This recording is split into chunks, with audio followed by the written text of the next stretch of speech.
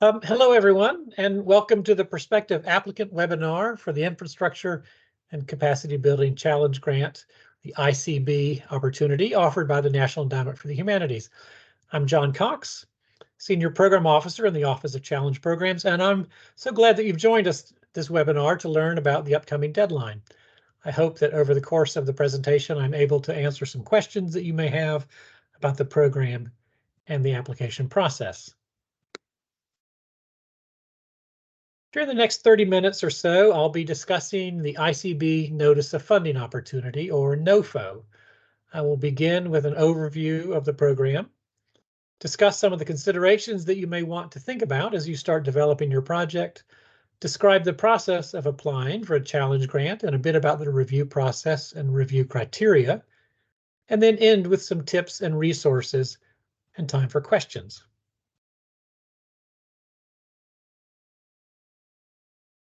All of the information I'm going to discuss today can be found on the program information page on NEH's website and in the NOFO. From the home page, click Grants, which will take you to an option to search by program or division. Choose Office of Challenge Programs. For our offices, 2 funding opportunities should appear. The program page highlights a few changes to the infrastructure and capacity building grant program that have occurred in the past year. I'll go over all of these in the course of the webinar, but to start, I'd like to mention 2 important changes this year. For one, NEH will offer only a single ICB competition this year, so there will be no September deadline for this program. So if you want to apply, apply now. Also, there's no longer an ICB program to fund digital infrastructure projects, though we do fund capital projects involving digital equipment.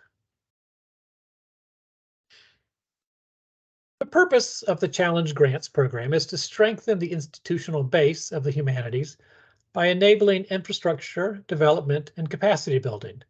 The awards aim to help institutions secure long-term support for core activities and expand efforts to preserve and create access to outstanding humanities materials. The Capital Projects Program supports the design, construction, restoration, or renovation of facilities for humanities activities.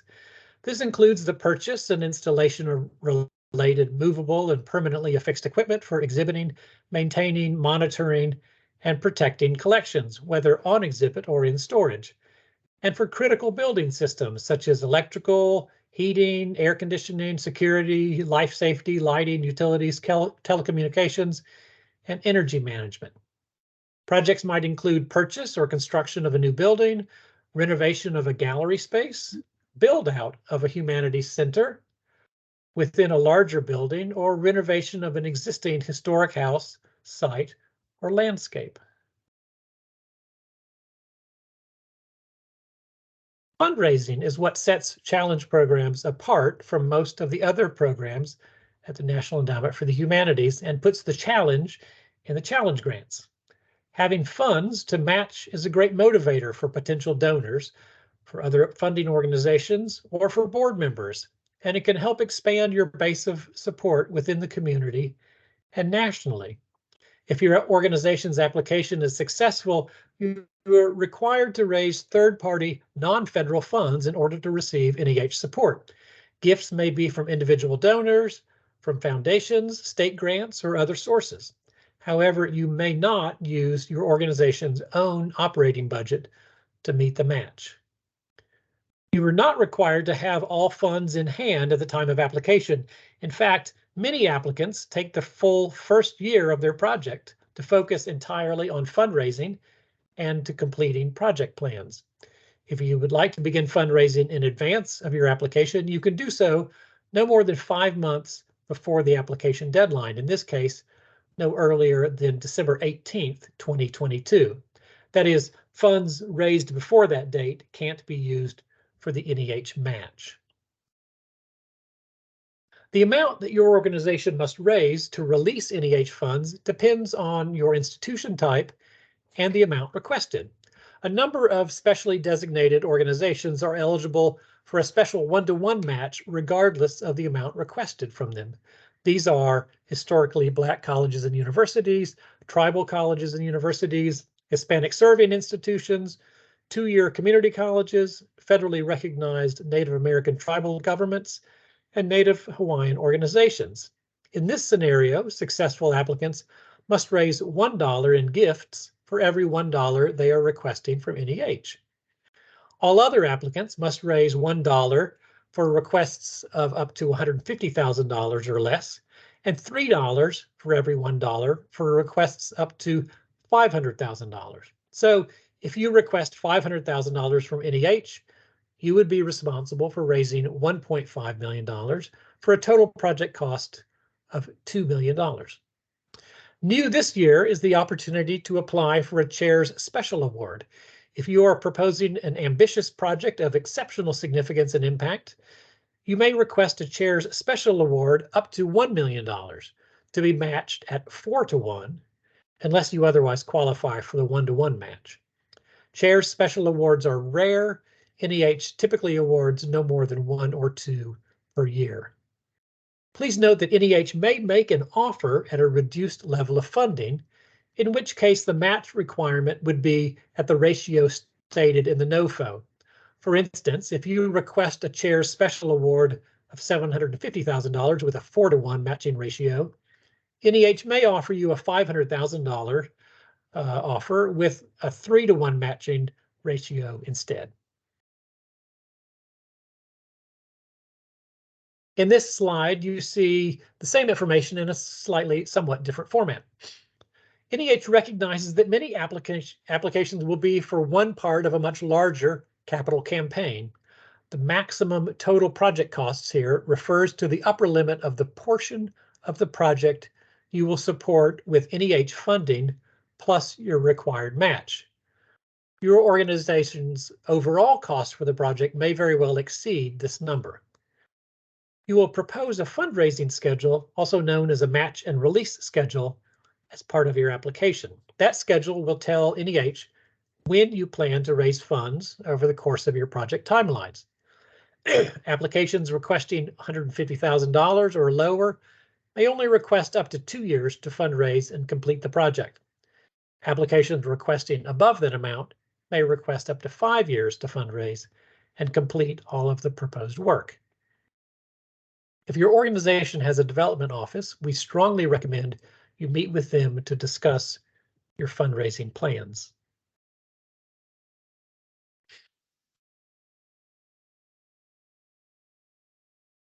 Challenge grants are complex, and if you are viewing today's webinar, there's a good chance you already have a project in mind. Perhaps you've talked about it with your board of trustees, other staff members, or the general public, and maybe you've already started your fundraising campaign. Successful applications usually involve input from a whole project team, and this likely includes administration, boards, and facilities staff. We encourage you to involve every member of your team in the planning and grant writing process. Just like a successful team includes a wide range of voices, a successful application brings together disparate threads of fundraising, strategic planning, project management, and long-term sustainability into a coherent, compelling, and concise narrative. A strong application will clearly lay out both the project activities and the fundraising, and will align them with past planning and future goals. A detailed explanation of review criteria is found in the Notice of Funding Opportunity, but I want to spend a few minutes focusing on some key areas that staff and reviewers look for in challenge applications, and that we would like you to consider as you're planning your project. The first thing we want to make sure that you're considering as you develop your proposal is the humanities significance of your project. We are the National Endowment for the Humanities, so the humanities focus of your organization and focus of your project should be front and center in your application. NEH is requesting all applications include a statement in the first part of the narrative that describes your organization's humanities purpose and activities and connects them explicitly to the work proposed as part of your capital project. This introductory statement should offer a through line connecting your organization's humanities mission, the humanities function of the specific proposed project, and the final humanities outcomes for the public, scholars, or other end users. The second important consideration as you're planning your project is the scope of the project. For some projects, the NEH funding plus the match is going to cover the entire cost of the project. So if you're renovating a house and request $500,000 from NEH and raise $1.5 million to match, perhaps that $2 million covers the entire project. For other projects, however, the total cost might be much larger. You may have a $70 or $80 million building project. As you're thinking about applying to NEH, consider which specific activities are going to be supported through this grant and the matching funds. In that $70 million example, what bit of your larger project is the $2 million going to cover? And how are you going to present that as part of your larger project in the application? Remember to keep your focus on the humanities significance as you consider the project scope. And think too about raising the required matching funds for this component of the larger project. The third important consideration is the timeline. We ask for a work plan as part of your project application package, and we will look to see if the dates on the work plan, your budget, and the period of performance all align. Are you fundraising at the right time in order to be able to start your project when you say? Have you allowed for sufficient time for fundraising, for planning, and particularly for compliance with federal, state, and local regulations?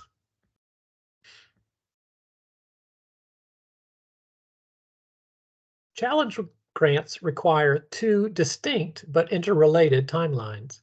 The first is the fundraising timeline. This is the period during which applicants can raise and certify funds in order to receive NEH matching funds.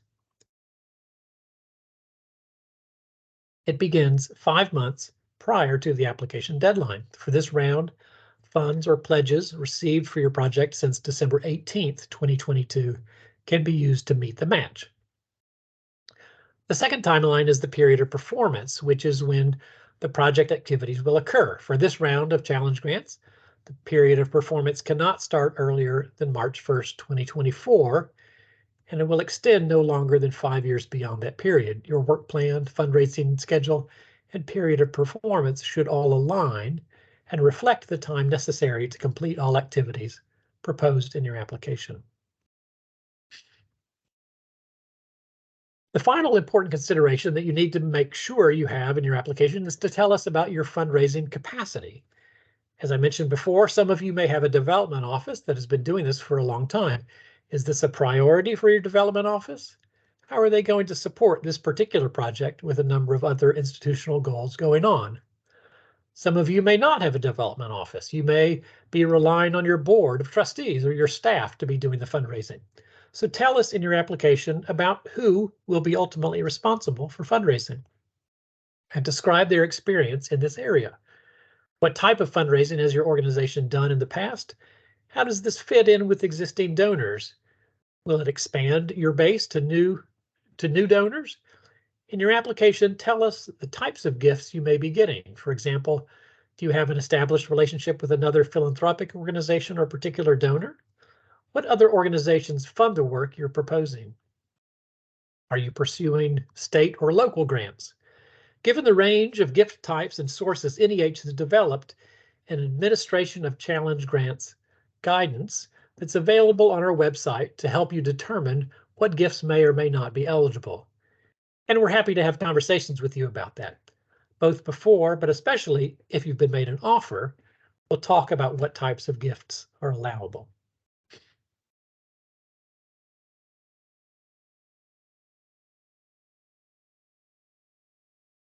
In challenge programs, we have a number of eligible applicants.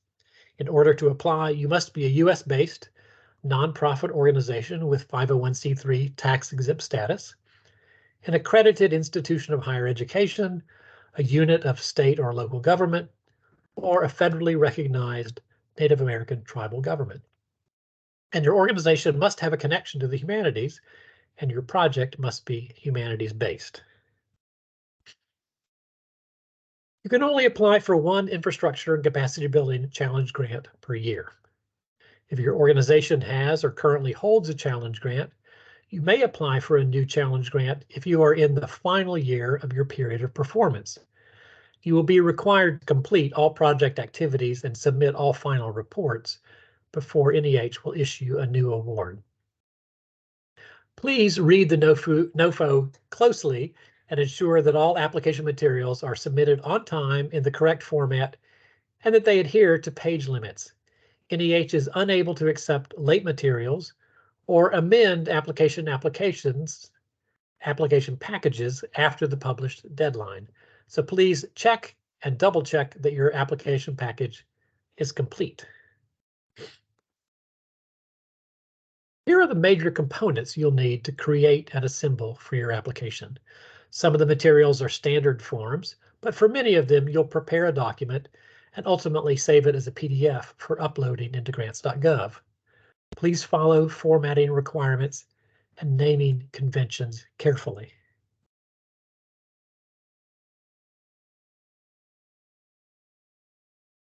The narrative provides a comprehensive framework and description of all aspects of the proposed project. It should be succinct, self-explanatory, and well organized. That's where you're going to lay out exactly what you're going to do. You're going to tell us about your humanities significance. You're going to tell us about your project. You're going to tell us about your fundraising, and you're going to do it all within 10 pages. So you have to think very clearly and concisely as you lay out all of this information. You will submit your project budget using the SF, or standard form, 424C.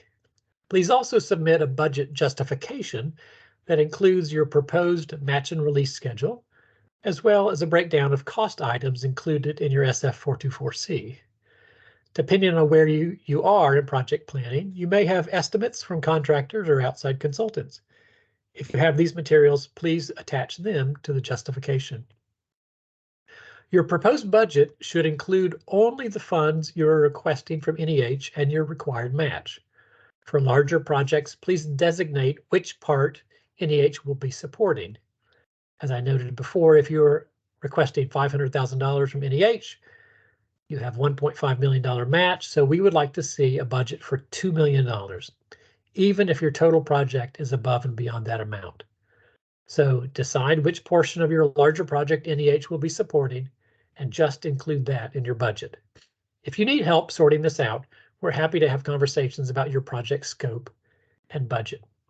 Again, if the NEH funded portion and match is one part of a larger project, be sure to explain how this funding fits into the larger project and let us know in the narrative and or the budget justification what the total project cost is. Your work plan, which is a separate attachment, should align with your narrative and budget. It must include a schedule that provides the anticipated start and finish dates and critical milestones for your project, including fundraising, planning, construction activities. You should build in time to account for environmental and historic preservation review, which I'll talk about in some detail just now. If your capital project proposes construction, renovation, repair, rehabilitation, ground or visual disturbance, NEH will determine if the project is subject to review under Section 106 of the National Historic Preservation Act and the National Environmental Policy Act. If subject to a review, it may take from a few months to a year, and NEH will assist you with the process after an offer of support is made. In order to determine if a review is required, we ask all applicants to respond to a series of questions regarding the project site, past site use, historic or archaeological resources in the area, and environmental factors such as location in a floodplain or other vulnerable locations. As you answer these questions, please include as much detail as possible. The more information we have with your application, the faster we may be able to initiate and complete our determination. If you anticipate a complicated review process or want to hire a consultant to manage this review, these are eligible costs that may be included in your budget. As you prepare your application, NEH offers a range of resources to help you better understand how Section 106 and NEPA might impact your project, timeline, and your work plan. Reviewing these resources carefully is essential if your project is already underway or will be underway by the time offers are made. Resources can be found on the Office of Challenge Programs Infrastructure and Capacity Building landing page, including a 20-minute presentation that goes through step-by-step how the NEH Historic Preservation Review works. As I noted earlier, if your application is recommended for funding, NEH will work with you to comply with the 106 and NEPA process as relevant. That said, it is exceptionally important to build enough time for this review into your work plan and to understand especially how it might impact projects that already have finalized construction documents or are on a tight schedule. If that might apply to your project, please be sure to watch the recorded information, review the resources, and reach out to us with questions. And I should note, it's important to remember that no work on the within scope of the NEH funded portion plus the match may begin until after 106 and any other conditions are met. So it's important not to start construction or work on your project if you're applying for NEH funding. And again, feel free to reach out to staff to discuss this. There are a number of other federal rules and regulations that you should consider when applying for an NEH challenge grant. All of these requirements are listed in the NOFO. However, I want to highlight two especially important requirements here. First is the Davis-Bacon Act, which ensures that all trade laborers working on a federally funded project receive appropriate compensation. When requesting quotes for an NEH project, please remind your contractors that Davis-Bacon wages apply so that they can incorporate them into their proposed costs. The second is a relatively new requirement called the Build America, Buy America Act, or BABA. BABA requires that federal projects involving construction, alteration, maintenance, or repair and related utility upgrades, such as water and electrical, must have a domestic content procurement requirement. The domestic content procurement preference means that all iron and steel and the construction materials used in the project are produced in the United States. This includes steel and iron, manufactured products, non-ferrous metals, plastic and polymer-based products, glass, lumber, and drywall.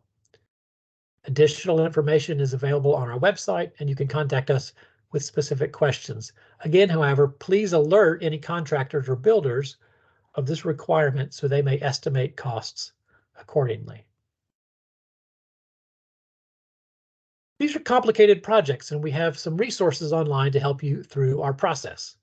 On our program resources page, you'll find the notice of funding opportunity, as well as a frequently asked questions document that will perhaps answer some of the questions you might have about submission details. You will find many of the resources I've listed previously, such as a webinar with additional information on Section 106 and NEPA, and the Administration of Challenge Grants document that can give you information about fundraising and eligible gifts. And perhaps most importantly, you'll find sample application narratives. These sample applications in particular can be helpful to see what successful applicants have done and how they've constructed their project and their narrative. Excuse me. Keep in mind that we have changed the format of the narrative, so these narratives don't incorporate the new format, but I think they're still really helpful for thinking about how you may propose your project and communicate it to NEH and our reviewers. Applications for NEH grants, like many federal grants, are submitted through a web portal called grants.gov. It's a fairly smooth system, but it would be good for you to spend some time getting familiar with it before you submit your application. You need to register at least a month before applying. We strongly urge that you apply early, as it gets pretty overwhelmed in the few minutes before the midnight deadline. If your institution has a grants office, they can help. They do this a lot. Grants.gov support is available 24/7. Complete your grants.gov registration, submit your application early, and ensure that you have confirmation email from grants.gov. Check your file formats and make sure that if a file needs to be in PDF form, that it's in PDF form, properly named. You can resubmit your application package up until the deadline, but no materials can be added after the deadline, including letters of recommendation or parts of the package that are formatted incorrectly. So submit your application early if possible and confirm that submission is correct. You'll get an email when it's confirmed.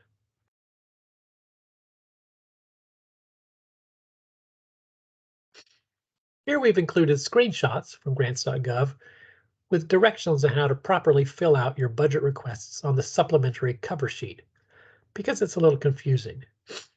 You'll find the cover sheet under mandatory forms on grants.gov. We'll go through this quickly, but remember that this webinar and the transcript will be posted on our website, so you can refer back to this as a resource. Since challenge grants doesn't allow outright funds, the first highlighted box should be left blank. You'll put the amount requested from NEH in the second and third boxes. Then in the fourth box, you'll indicate the amount you will fundraise to receive those funds based on the matching ratio that your institution qualifies for. And in the last box, you'll put the total project cost, which is the sum of the NEH award and the matching funds you will raise. Please use only whole dollars.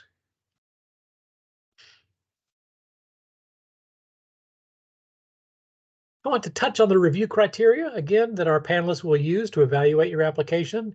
These are included in a table on page 29 of the NOFO, and you'll see that each narrative section corresponds to one of the criteria. To the best of your ability, be sure to clearly include each one of these elements in your application. You can even use the criteria as subject headings in your narrative for clarity. The reviewers will be generalists, sometimes former project directors or participants, or individuals from a similar type institution. Be sure to write for this knowledgeable but general audience. Try to avoid gaps or asking reviewers to make assumptions about your project, expertise, or staffing. I often say to applicants that you don't want to confuse the reviewers because they're always going to assume the worst. So be very clear and don't assume that reviewers are going to know your staff or your institution. Excuse me. If possible, ask a colleague to review your application with these criteria in mind and ask for feedback on how well your proposal responds to each of these areas. So you have assembled and submitted your application. Now what? All applications for NEH grants go through a lengthy review process, which has several stages. The first step is going to be that the NEH staff will review applications for eligibility and completeness. We make sure that all of the required forms are there and that you're an eligible organization. The next step, and it's central to the work that we do at NEH, is the peer review panel. During the peer review process, evaluators read the applications, write comments, and post a rating. They'll then meet virtually to discuss the applications and provide feedback and comments to NEH staff. NEH staff review those evaluations and make our own recommendations. Those recommendations are considered by the National Council on the Humanities, which includes 26 people that are scholars in the humanities, nominated by the President and approved by the Senate. The Council then makes recommendations to the endowment's chair, who takes all of this into consideration and makes the decision on which ones to fund. It's a long process, but it allows for rich review. This description of the review process may also help explain why it takes almost a year between when your application is going to be submitted to when you're going to hear the results of the competition. After grants are announced, you can request comments from your evaluators. If the proposal is not funded, the reviewer's comments can help you think about how you want to revise your project or proposal for next time. I'm going to wrap up with just a few tips and reminders. Number one, reach out early with a short description of your project. For phone consultations with NEH staff, it's helpful to have both the project director and a development person on the call. Secondly, carefully read the materials on our website, the NOFO, the FAQ, sample narratives, sample work plans, etc. It's dense material, but helpful. Pay attention to file names, budget conventions, page limits, and other details. Number three, involve all project participants in the application draft. If you work with a grant writer, be sure that they are talking to your engineers and fundraisers. Number 4, use NEH's search feature to find other institutions that may have already received a challenge grant and reach out to them for feedback. Number 5, send a draft in for comments. This is optional, but applicants have reported that the review and comments were helpful. The draft deadline for this round is April 5th, 2023. And finally, please request panelist comments, whether you were successful or not. So on behalf of my colleagues in the Office of Challenge Programs, thank you for joining this webinar today. We look forward to hearing from you, reading drafts, and seeing applications later this spring. Please don't hesitate to reach out to us either by phone or email. Here's our contact information. Thank you all for joining us. We'll move on to answering questions now. So if you have questions, please put them in the chat and we will try to answer them. Thanks, John. This is Jess Unger with the Office of Challenge Programs here. It seems that there might be a technical issue with attendees being able to access the chat at the moment, so we're just trying to get that resolved. If you do have a question and are able to see a button to access the chat, please do go ahead and put a question in there. It seems that some folks may not be able to at the moment. Just to re-emphasize that we are available to field questions by calling us at our main line listed here or emailing us at challenge@neh.gov. But I do see a question coming through, John, so that's good. Do you submit the copy for review through the same portal as the grant? Oh, that's a good question. And if you would like to submit a draft to us, then no, please just email that to challenge@neh.gov. And we don't need the entire application. We really want the narrative and the budget narrative, I think are particularly important to us.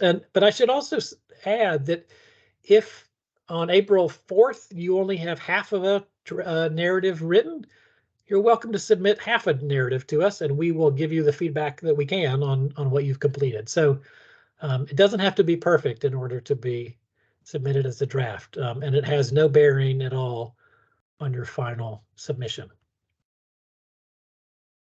Great, thank you. Another question just came in. Can proposals include the renovation of buildings to house educational facilities such as classrooms? They can, yes. What you'll want to do is make very clear in that application how that is significant for the humanities. And so, I would say proposals that are renovating a fairly generic sort of classroom building sometimes have a harder time arguing for humanities significance. And so I think you want to really talk about how is this space particularly useful for or important for humanities instruction and learning, and how will it be used by humanities faculty or classes. Another question, should we use the email on the screen to reach out with project ideas? Yes, please do. So send those to challenge@neh.gov and one of us will get back to you as soon as we can. How many applications are received and how many get awarded on average? I think recently we've had a funding ratio of, Jess, I'm going to ask for your clarification. Is it 20%? A little more than that? I believe for about 27% across the program's history. Okay. And number of applications received in the past few years, we've had a couple of deadlines per fiscal year, and we're averaging, I think, probably about 120 applications a fiscal year. There's another question for you, John. What is the smallest award amount that will be considered in the 1-to-1 match range? You could ask for $5 of matching if you wanted. So there is no minimum, but just note that it's a very complicated application and it's a complicated project to run. There are a lot of there are a lot of regulations to go along with federal funding. And so I think if it's too small of a project, it might simply not be worth the trouble. But by all means, feel free to reach out to us and we'd be happy to discuss that with you and what the pros and cons of applying for a smaller project would be. So, but there is no minimum. I should also mention that the program statistics are on the program page, and so you can, for a little more information, go to that page. Great. Yeah, thank you, John. Another question, we're seeking funding for design and pre-construction cost. We will have the matching funds. Should we still consider applying? Sure. Project or NEH funds can be used for design and construction documents. Yes.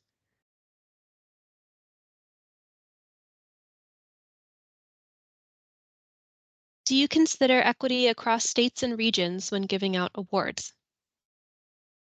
That's not one of our program criteria. So we do, NEH as a whole likes to make sure that funding goes all over the country. And we work very hard to assist applicants in all 50 states and territories. And so, it's not, there's no prohibition, for instance, against two projects from the same city or from the same state getting funded.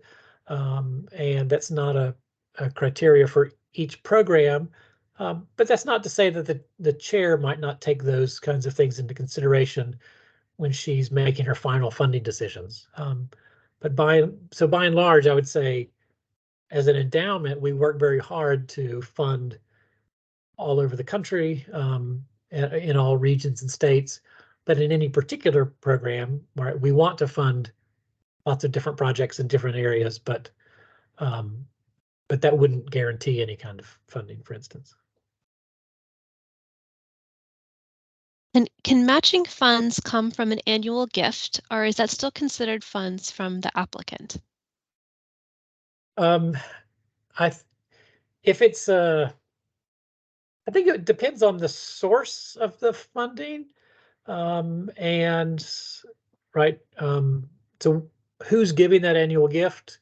It might be that the gift during the fundraising period or during the allowable fundraising period that might be able to be used. I think you would probably want to check with our Office of Grant Management or check with us to see for particular kinds of questions about that. So it's difficult to say clearly or definitively yes or no. It would really depend on a number of factors, but it's possible, I think. For nonprofit organizations, are city or state funds eligible for matching funds?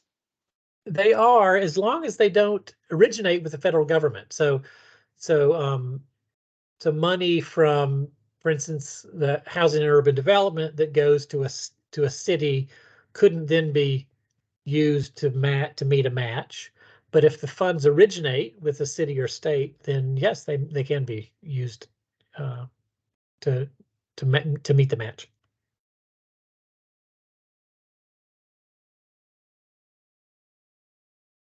Great, and I think that is it for the questions that I see right now. And again, apologies if anyone did have technical issues accessing the chat feature for the program today.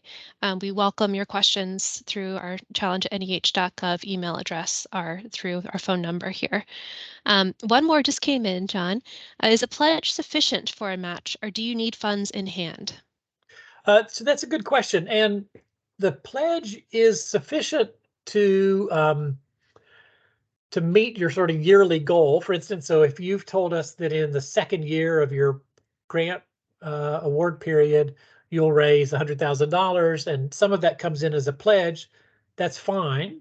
You may use that. However, the pledge has to be realized by the end of the award period. So before your project period ends, you have to have the cash in hand. You have to have the money. The pledge has to be realized. So the pledge, as it comes in, can be used for the match as long as you'll get the funding before the end of the award period.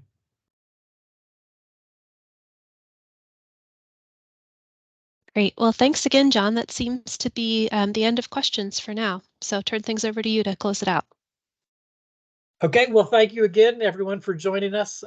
Again, we will encourage everyone to reach out to us at challenge@neh.gov or at the phone number there, 202-606-8309, and we will respond as promptly as we can and get in touch and ask questions and send us a draft proposal by April 5th. And we look forward to seeing lots of drafts and getting lots of questions. So thank you, everyone, for joining us, and we'll be in touch or stay in touch with us.